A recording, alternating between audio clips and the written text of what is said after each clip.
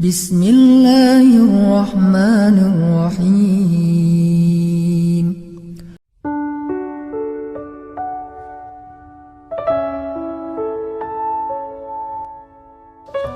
Teman-teman yang dirahmati Allah Subhanahu wa taala, malam ini kita membahas tentang 4G yang kalau dalam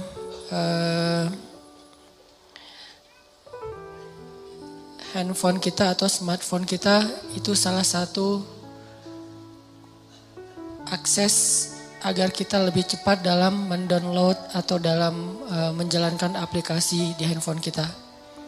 Apalagi kita yang sering buka YouTube atau punya beberapa aplikasi-aplikasi yang memang butuh daya akses internet yang tinggi, itu dijadikan sebagai analogi tentang gimana cara kita membangun hubungan dengan Allah Subhanahu wa taala supaya ketika kita berdoa itu cepat diijabah oleh Allah. Supaya ketika kita ada masalah cepat dapat pertolongan dari Allah. Supaya ketika kita dalam kesulitan Allah segera menurunkan keajaiban dan jalan keluar. Dianalogikan dengan 4G. Dalam bahasa lain tuh bisa dibilang ini adalah wasilah. Gimana cara membangun wasilah antara kita kepada Allah Subhanahu wa taala sehingga aksesnya cepat. Sehingga loadingnya cepat. Makin berat masalah kita bukan semakin lambat loadingnya, harusnya semakin cepat. Karena ketika masalah kita berat kan kita butuh pertolongan lebih segera ya. Gak bisa ditunda. Nah, gimana cara membangun wasilah atau akses itu kepada Allah Subhanahu wa taala bahkan lebih daripada 4G. Sebelum itu saya pengen nyampein beberapa contoh kisah orang yang punya 4G ke Allah, yang punya wasilah yang bagus kepada Allah Subhanahu wa taala sehingga ketika mereka butuh Allah, Allah segera menurunkan pertolongan dan keajaiban dalam hidup mereka. Salah satunya adalah cerita Ibrahim bin Adham. Kita tahu Ibrahim bin Adham ini salah satu tokoh tasawuf yang dikenal di antara para ulama bukan dengan keilmuannya, bukan dengan hafalan hadis-hadisnya, bukan dengan fikihnya, tapi dengan kedekatannya kepada Allah dan diijabahnya doa dia. Ini Ibrahim bin Adham. Secara status Ibrahim bin Adham ini emang orang miskin, bahkan bisa dibilang fakir. Tapi secara realitas kalau kita baca kisah beliau gak pernah kekurangan. Beliau gak pernah kesulitan. Miskin hartanya, hampir dibilang gak punya aset, gak punya tabungan. Tapi pengen apa aja Allah kabulkan. Mirip dengan Uwais Al-Qarani di zaman tabi'in. Emang orang miskin dari desa Qaran Yaman. Tapi Uwais Al-Qarani ini selalu dimudahin sama Allah dalam setiap urusannya. Jadi kesimpulannya dari sini kita jadi tahu yang paling kita butuhin dalam hidup itu bukan berlimpah harta. Yang paling kita butuhin dalam hidup itu bukan banyaknya aset. Walaupun itu baik dan itu sesuatu yang perlu disyukuri, bukan dihindari. Dan kalau perlu kita perjuangkan. Tapi itu bukan yang paling kita butuhin dalam hidup. Bukan banyak teman, walaupun banyak teman itu justru kebaikan. Dan seorang muslim itu emang harus bermuamalah, harus terbuka, harus banyak teman, banyak sahabat, banyak pengikut kalau perlu. Tapi bukan itu nomor satunya. Karena kalau kita punya banyak harta, tapi Allah Subhanahu wa taala tidak memberikan kita kebaikan di dalamnya, maka harta itu tidak memberi manfaat apa-apa buat kita. Malah banyak banget orang yang dengan harta yang bertambah juga masalahnya. Bertambah harta, bertambah konflik keluarga. Bertambah harta, bertambah banyak musuhnya. Bertambah harta, bertambah banyak yang ilfil sama dia. Yang lebih parah lagi bertambah harta, bertambah jauh dia dari Allah Subhanahu wa taala. Jadi ada dua kondisi nih. Ada orang yang minta harta Karena dia salah paham, dia pikir kalau banyak harta itu hidupnya jadi mudah. Tapi biasanya kalau dia nggak hati-hati dengan bertambah harta, dia bertambah jauh dari Allah. Karena mulai lalai. Kalau tadi ketika hartanya sedikit, dia nggak bisa lalai, kenapa? Nggak ada fasilitas, nggak ada modal, mau lalai gimana? Mau jalan nggak punya modal, akhirnya di rumah aja. Mau entertain diri nggak punya modal, akhirnya entertain biasa-biasa aja di rumah. Paling minum teh di belakang sambil ngelihat anak-anak main, itu entertain dia karena nggak cukup modal. Tapi buat yang udah modalnya lebih kan nggak cukup entertainnya cuma minum teh kan. Buat orang yang punya harta lebih, masa kita malam mingguan cuma minum teh? Masa kita lagi liburan cuma di dalam kota aja gak kemana-mana? Kenapa? Karena dia ngerasa bisa ngelakuin yang lebih dari itu. Sehingga dengan tambah harta, kalau gak hati-hati malah tambah jauh dari Allah. Dia mengentertain dirinya, dia mulai melakukan hal-hal yang sia-sia. Dia mulai mengeluarkan hartanya di jalan-jalan yang bukan Allah ridhoi, sampai mulai judi segala macam kan. Karena ngerasa dia punya uang dan tidak masalah kalau rugi-rugi dikit lah, orang tabungan saya masih banyak. Mulailah dia ke Singapura, ke Hong Kong, ke tempat-tempat yang walaupun bukan ke kotanya yang kita permasalahin, ke beberapa spot atau tempatnya. Ini dia minta harta banyak nih. Ternyata harta itu tidak ngasih dia kenyamanan hidup. Belum lagi nanti dengan kehidupan lifestyle-nya yang udah berubah, rumah tangganya udah gak nyaman. Saya punya teman yang pernah ngerasain yang kayak gitu beberapa orang. Dan curhat. Alhamdulillahnya udah hijrah sekarang. Dia ngerasa, kenapa ya uang saya banyak, berlimpah, bisnis saya lancar, kok saya kayak jauh gitu dari anak.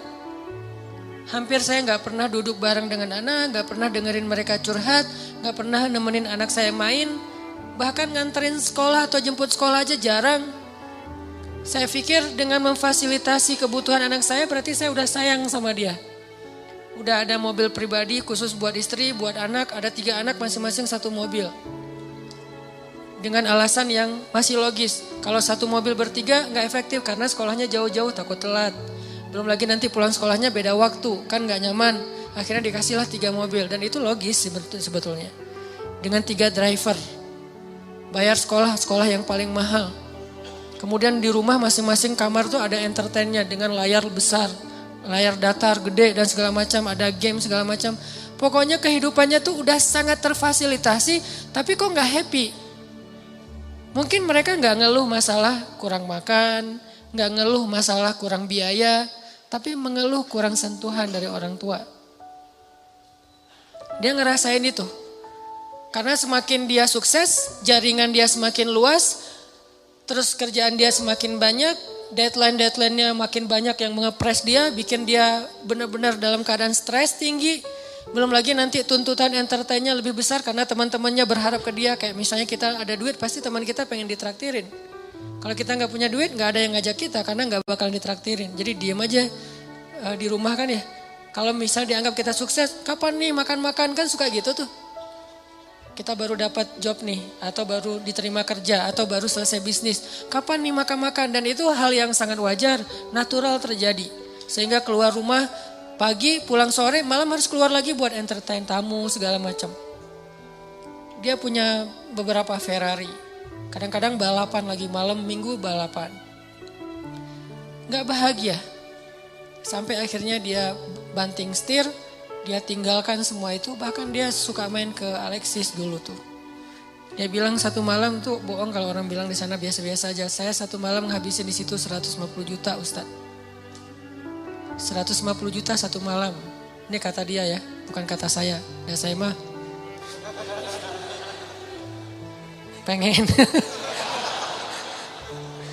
pengen berdakwah, curiga aja.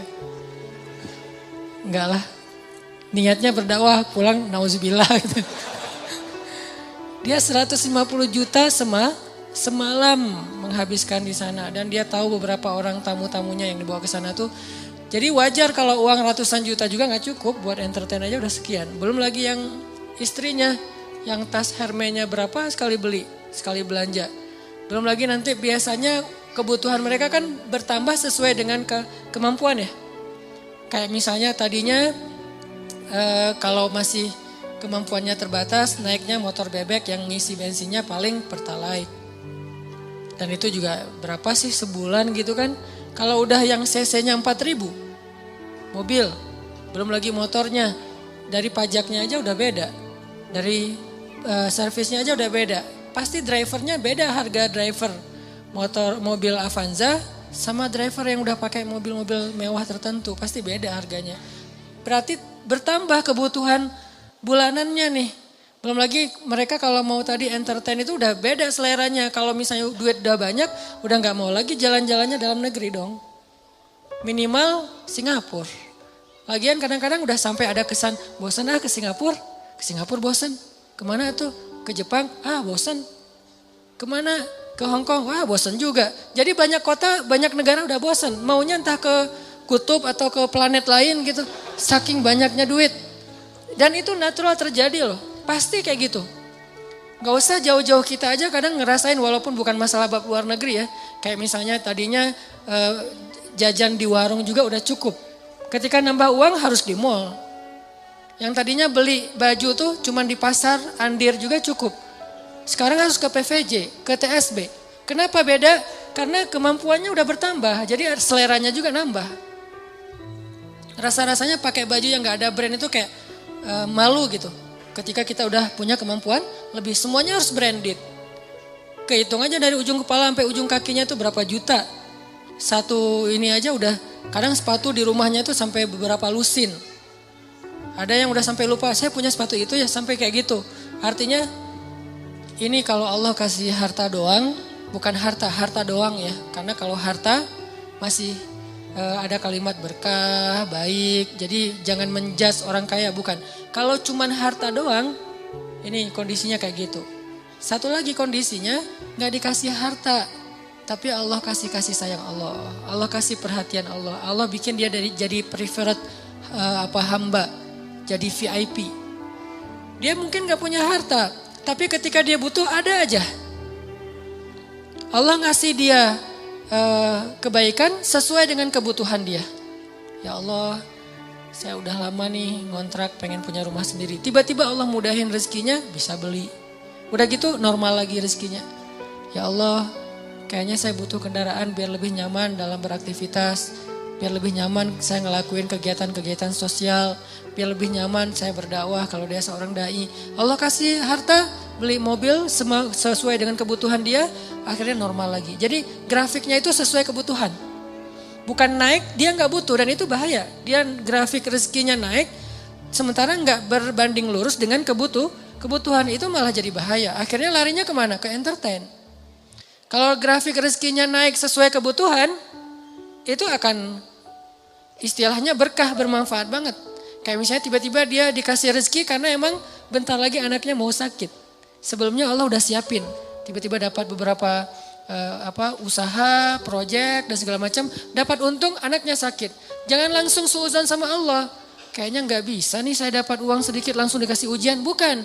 Allah kasih rezeki itu karena Allah udah tahu anak kita mau sakit. Disiapin dulu. Jangan dibalik. Giliran saya ada rezeki sakit, inilah itulah segala macam. Kayak gak bisa aja saya pegang duit. Bukan, kebalik. Kalau Allah gak takdirkan anaknya sakit, mungkin gak ada rezeki sebelumnya. Jadi Allah siapin dia biar dia gak panik. Karena Allah tahu batas kuota iman dia tuh, Allah tahu. Ada orang yang imannya dikasih ujian dulu baru dikasih pertolongan. Ada yang Allah imannya dikasih pertolongan dulu baru dikasih ujian. Kan beda-beda nih. Nah kita gak tahu, kadang kita ngerasain disiapin dulu sama Allah baru dikasih ujian. Kadang-kadang juga dikasih ujian dulu baru dikasih pertolongan. Kadang-kadang gak dikasih ujian aja ngeluh. Nah ini lebih parah lagi nih. Nah kadang kondisinya kayak tadi. Kita disiapin dulu sama Allah. Dimudahin dulu urusan-urusan kita. Dilancarkan dulu rezeki kita. Baru dikasih ujian. Kenapa kok tetap dikasih ujian? Karena Allah pengen ngelihat kita masih believe gak sama Allah. Masih keep the faith gak? Masih berdoa gak kepada Allah. Walaupun rezeki kita udah cukup nih untuk ngatasin masalah kita.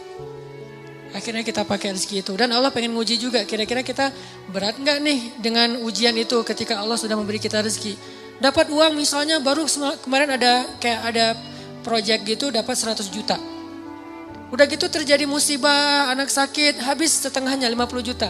Kita ngeluh. Aduh, Kalau saya nggak ada masalah pasti saya masih utuh nih 100 juta. Enggak, justru Allah Subhanahu Wa Taala ngasih kita bonus 50 juta. Gara-gara Allah pengen ngasih kita ujian. Kalau nggak ada ujian mungkin 50 juta, 100 juta sama sekali nggak ada, nol. Hanya kebutuhan harian kita doang. Kenapa nggak berbaik sangka kayak gitu kepada Allah? Sama kayak tadi, misalnya saya pernah mobil saya keserempet. Orangnya zalim, marah duluan, dia curi start. Sebelum saya marah, dia marah dulu. Kebiasaan. Kalau kita kan sebelum orang marah, kita minta maaf duluan ya. Kita baik-baikan duluan, kita ketawa duluan biar nyaman nih ngomong komunikasinya. Dia enggak, dia marah duluan. Akhirnya karena dia marah duluan, dia kayak punya bergening gitu. Akhirnya saya terpaksa bayar 1,5 juta. Gak lama, seminggu kemudian saya dapat 15 juta dari sebuah usaha. Waktu itu saya masih punya beberapa usaha. 15 juta. Kadang you was wish, datang setan ngebisikin, kalau kemarin gak ada masalah udah utuh nih 16 juta setengah kan. Ini gara-gara kemarin ada masalah jadi pas 15 juta gak ada tambahan. Enggak, kalau kemarin saya gak keluarin duit 1,5 juta, maka gak ada 15 juta. 15 juta itu reward Allah buat keikhlasan, kesabaran saya. Bukankah Allah mengganti kerugian hambanya dengan yang lebih baik?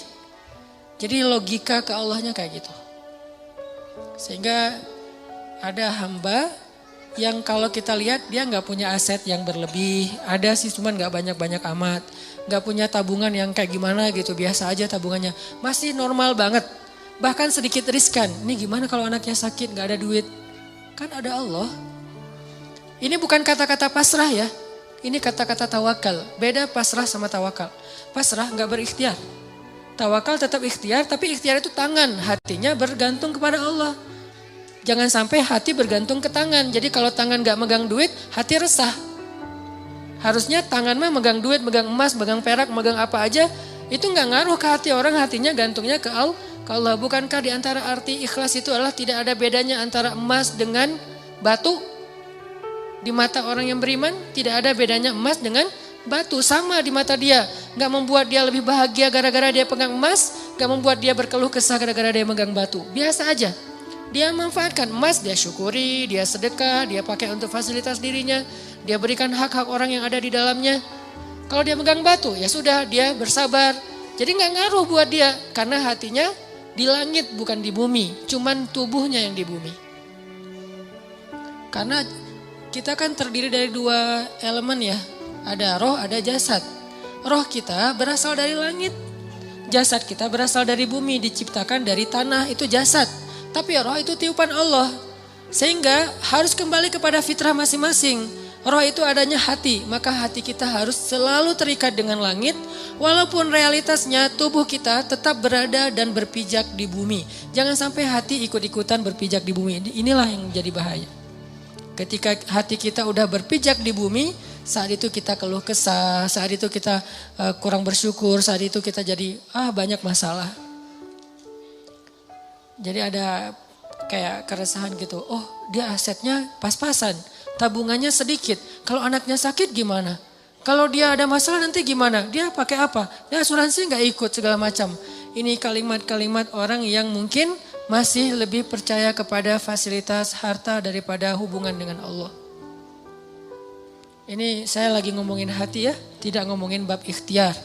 Kalau bab ikhtiar seolah-olah kita hidup selama-lamanya. Jadi terus mencari dunia. Dengan tangan, dengan kaki, dengan tenaga, dengan pikiran. Tapi hati kita yakin semua itu ada di dalam genggaman Allah. Kalau bisa benar-benar sesuai fitrah ini, hidup kita bakalan nyaman. Mau kaya, mau biasa, mau kurang, mau cukup, mau kayak gimana aja. Benar-benar seperti kata Nabi, ajaban li amril mu'min, betapa menakjubkan orang yang beriman. In asabathu sarra syakara fakana khairallah, wa in asabathu dharra sabara fakana khairallah, wa laisa dzalika illa lil mu'min. Jadi kalau dia dikasih nikmat, dia bersyukur, itu baik. Dikasih ujian, dia bersabar, itu baik. Wa laisa dzalika li ahadin illa lil mu'min. Enggak ada yang bisa ngerasain itu kalau enggak karena dia beriman kepada Allah SWT. Jadi mau milih yang mana nih? Kalau harus milih, harta berlimpah tapi Allah enggak titipin keberkahan di dalamnya, atau pas-pasan Tapi nanti kalau butuh apa-apa Allah segera kasih.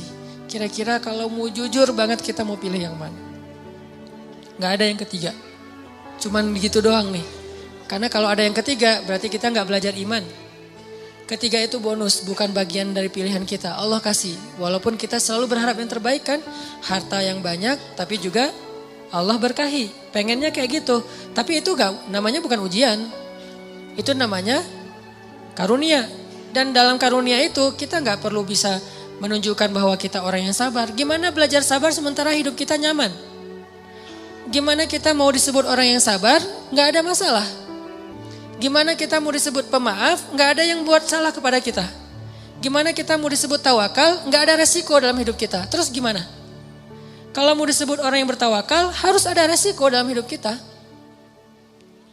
Kayak kecil-kecilan lah belajar, saya misalnya beli motor. Pak, ini mau pakai asuransi? Enggak lah. Tapi asuransinya asuransi syariat, Pak. Apa hukum asuransi syariat? Jawaban fikihnya, boleh. Kenapa enggak pakai? Saya lagi belajar tawakal. Tapi kan ikhtiar Ustaz, ikhtiarnya saya pakai gembok. Ikhtiarnya saya simpan yang aman. Tapi, dan saya enggak nyalahin orang yang pakai asuransi syariat, tapi dengan kata-kata syariah ya.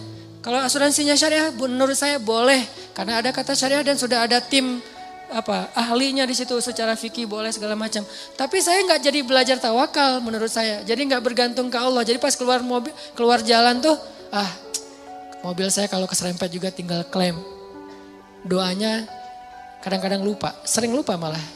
Tapi kalau nggak ada asuransi, mobil baru nih, nggak ada asuransi. Bismillahirrahmanirrahim. La haula wala quwata illa billah. Subhanallazi sakharana. Ini untuk saya ya. Ini bukan fatwa.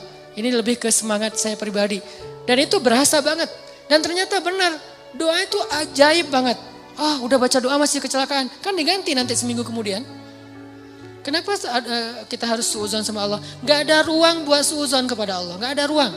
Kalau kita mukmin, gak ada sia-sia kita baca doa. Udah baca doa masih kecelakaan. Enggak. Tetap aja ada alasan-alasan hikmah yang bikin kita tetap ridho dengan ketentuan Allah. Dan tetap melanjutkan kebaikan itu. Enggak jadi pundung, saya enggak mau doa lagi ternyata enggak ngaruh, mending saya pakai asuransi aja. Enggak. Kalau mau pakai asuransi silakan, tapi doa jangan berkurang. Kalau gara-gara asuransi doa berkurang, tinggalkan asuransi. Tapi kalau dengan asuransi doa tidak berkurang, lanjutkan. Cuman kalau saya pribadi sampai saat ini belum dapat hidayah. Belum. Rumah, kendaraan, sekolah, kesehatan, ya nanti kalau saya butuh, ya Allah saya lagi butuh nih, Allah kasih. Dan itu sering banget dibuktikan oleh Allah SWT. Sehingga saya kayak sering senyum ke langit. Masya Allah ya benar ya, Allah tuh kalau prasangka kita baik itu Allah juga baik ke kita. Jadi kayak tenang aja, butuh apa ya sekarang, ya udah ya Allah pengen kayak gini, Allah kasih. Dan ajaib banget caranya. Kenapa? Karena kita juga pengen caper-caperan ke Allah, cara-cara iman yang ajaib. Begitu kita tunjukin, kita display, kita ngeposting iman-iman kita yang ajaib. Lewat kata-kata yang captionnya yang keren-keren. Hasbunallah wa ni'mal wakil. La haula wa la quwata illa billah. Apalagi nanti postingan-postingannya, activity kita emang benar-benar ajaib. Ngambil resiko di jalan Allah. Wah, Allah bukan cuma nge-like, nge-repost ke teman-teman, ke makhluk-makhluknya gitu. Lihat nih hambaku. Sehingga Allah nolongin kita sambil ngepamerin kepada makhluknya. Biar mereka tahu betapa Allah itu maha pengasih lagi maha penyayang. Ini cara bangun akses ke Allah biar 4G. Bukan berarti saya udah 4G, ini lebih ke kayak sharing pengalaman kecil saya yang teman-teman pasti punya yang lebih dari itu. Dan saling watawasaubil hak di sini watawasobisob. Saling sharing biar kita makin yakin dan makin sabar. Jadi ternyata 4G kita itu dalam hidup bukan fasilitas hidup. 4G kita itu bukan kekuatan fisik. 4G kita itu bukan networking. 4G kita itu adalah hati. Jadi kalau ibarat hidup kita itu adalah perangkat smartphone, maka 4G-nya adalah iman hati. Makin kuat iman berarti makin 4G. Makin lemah iman berarti tidak 4G. Makin lemah lagi bahkan sinyalnya putus-putus. Dan di sini kita bisa tahu, makin kuat iman kita, makin mudah kita berkomunikasi dengan Allah SWT. Kadang-kadang gak pakai kata-kata. Cuman sinyal dari hati doang sampai ke langit, langsung Allah turunkan solusi. Kenapa? Karena 4G iman. Jadi 4G dalam bahasa kita di sini adalah 4G iman, akses iman kita, hati kita kepada Allah Subhanahu wa taala.